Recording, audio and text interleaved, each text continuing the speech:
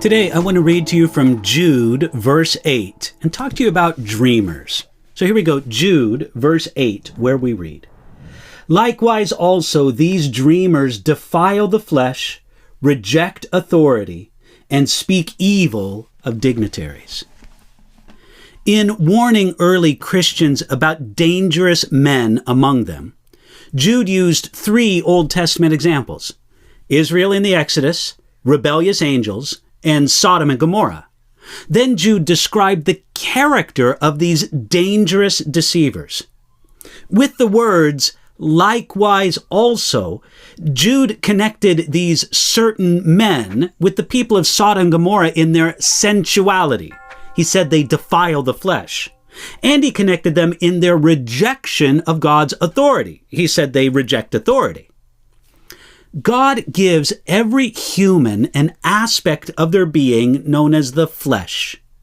The flesh includes the will, the mind, and the emotions.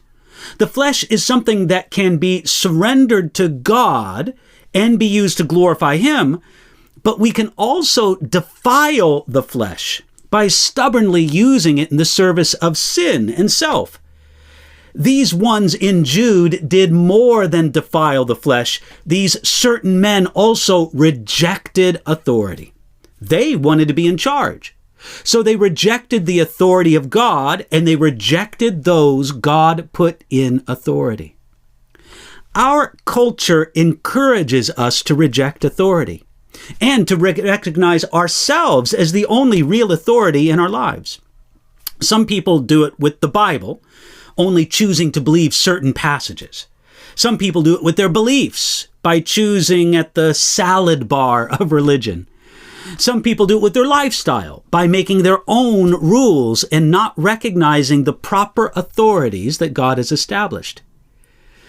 In the darkest days of Israel, society was characterized by a term: every man did what was right in his own eyes. That's in Judges 21, verse 25. It's just how many people think today. We think it's good to set our own rules, to know no boundaries, to just do it.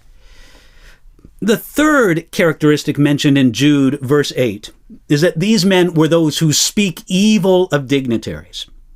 The dignitaries were probably the apostles or other leaders in the church, and their rejection of authority was connected with their speaking evil of dignitaries.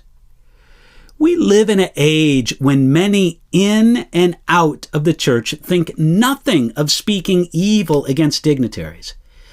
This character description of dangerous men in the early church should remind us that Christians must not speak evil of those in authority, even if they seem to deserve it.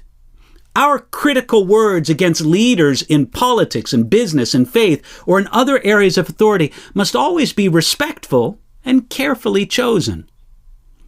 Notice that Jude also called these dangerous men in verse 8, these dreamers.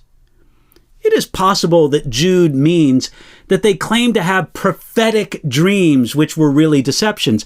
But it's also possible that Jude meant that these certain men were out of touch with reality. Certainly, that's the case when anyone defiles the flesh, when they reject authority, and when they speak evil of dignitaries.